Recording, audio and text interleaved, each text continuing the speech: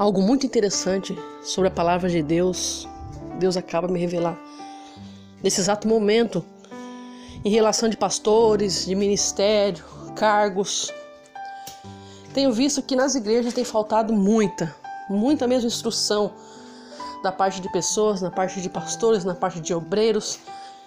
E a igreja em si, ela tem dado certo desdém às coisas, aprendida no começo, os princípios, as verdades bíblicas.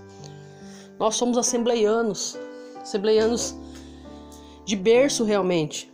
E as Assembleias de Deus sempre teve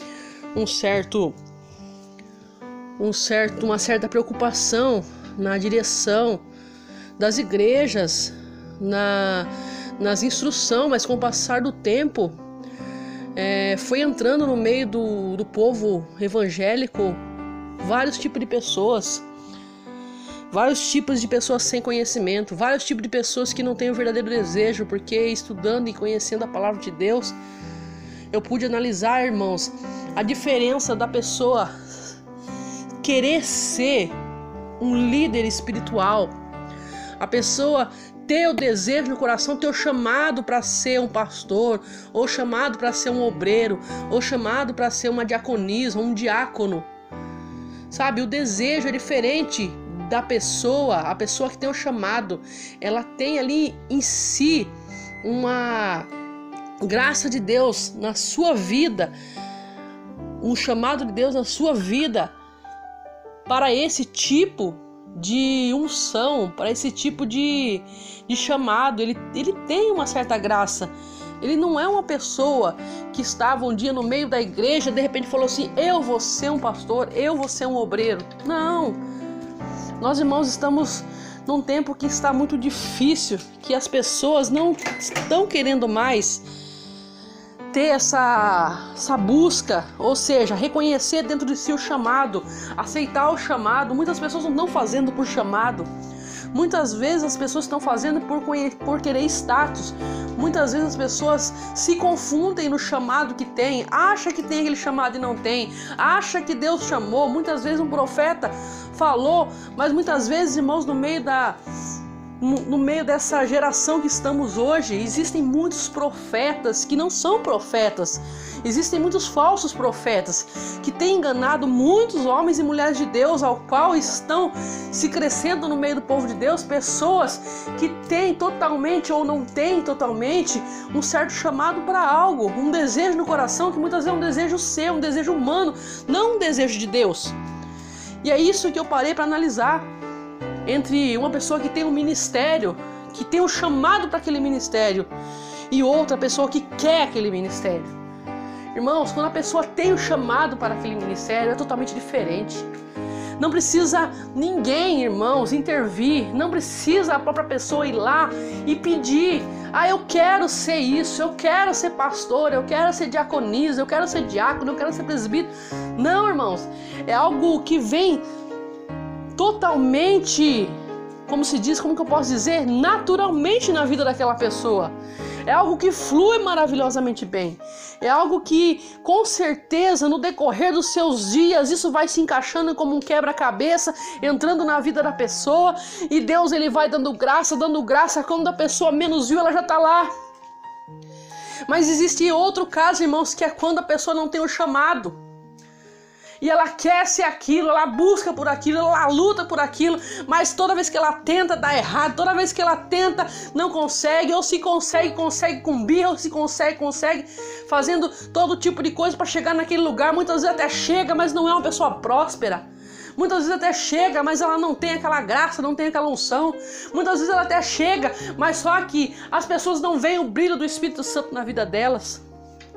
E é isso que eu quero passar através desta mensagem. É algo sobrenatural. Porque, irmãos, quem tem realmente um chamado, eu pude analisar, irmãos, uma pessoa que nasceu com aquilo no coração, que ela tem um chamado, ela tem vontade de aprender a palavra de Deus, ela tem vontade de se estruturar naquilo, ela tem vontade de ir para Israel. Uma pessoa que quer dirigir igreja, que quer ser obreiro, que quer ser pastor, quer ser presbítero ou pastora.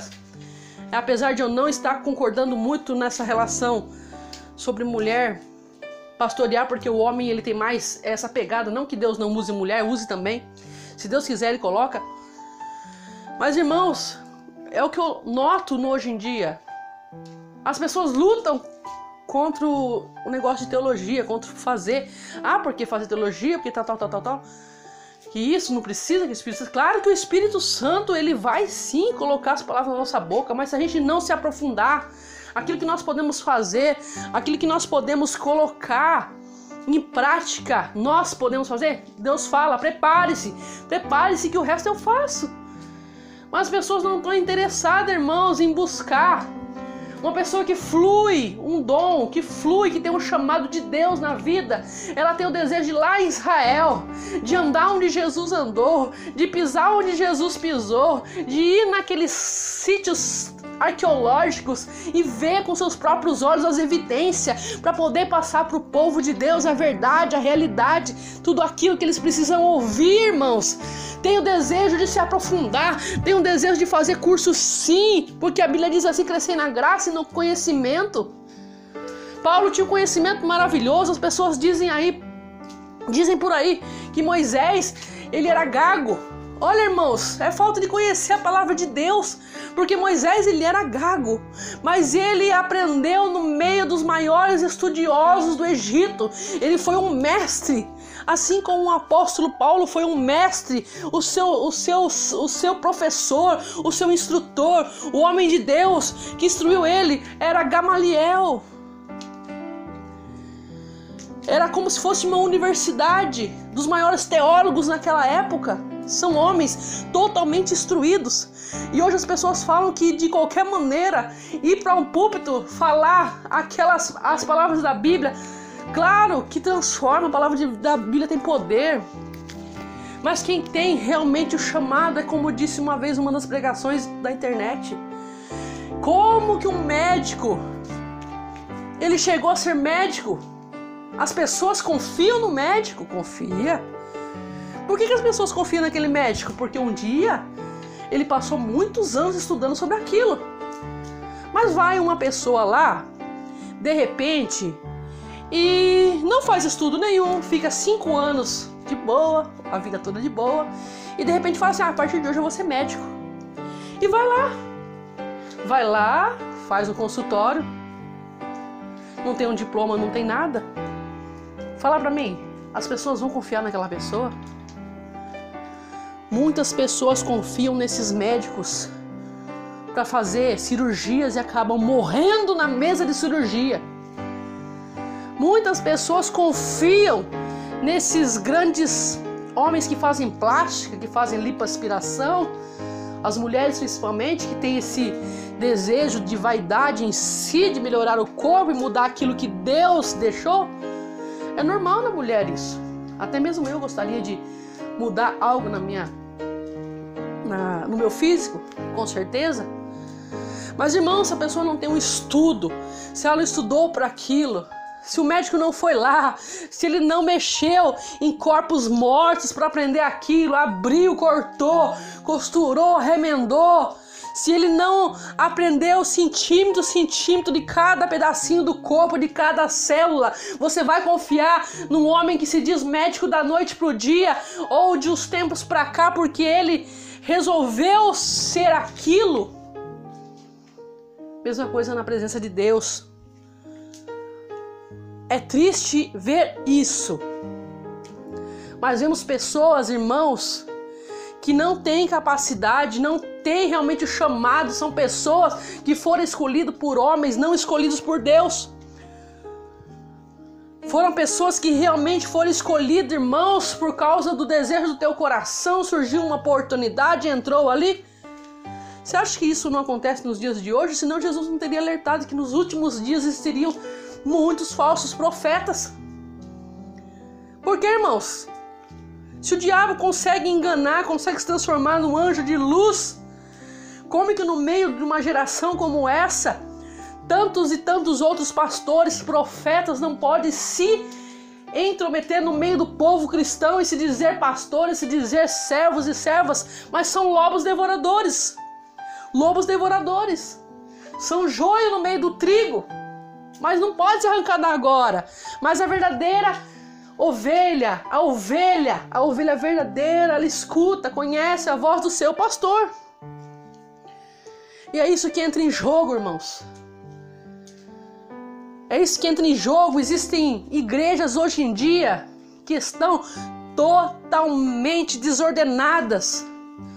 Os cultos a Deus não são mais cultos como antes. Não tem mais reverência nos cultos como antes. É triste ver a situação, mas é isto que tem acontecido nos dias de hoje. Mas vamos procurar, irmãos, buscar conhecimento, se aprofundar na palavra de Deus, porque o Senhor Deus deixou muito bem claro para a gente ler dia após dia, perpetuamente a palavra dele, todos os dias ensinar para os nossos netos, para os nossos filhos, para os nossos sobrinhos, para todos, dia após dia. A palavra de Deus, ela não muda, o nosso Deus não muda, o Senhor é o Deus tremendo, que pode ainda fazer milagre, que pode mudar a situação. Mas, irmãos, aqueles que têm a visão espiritual, que elas possam enxergar realmente aqueles que são e aqueles que não são. Ou a própria pessoa em si vem olhar, eu tenho sim o chamado ou eu não tenho, porque através daquilo ela pode prejudicar outras pessoas. Eu tenho a certeza que Deus, na sua infinitude, Ele é Deus tremendo, que pode ainda e continua, sempre poderá, porque Ele é Deus onipotente, onipresente, onisciente. Ele é o alfa, Ele é o ômega, ou seja, Ele é o princípio, Ele é o fim. E o fim das coisas, irmãos, como diz a palavra de Deus, é sempre melhor.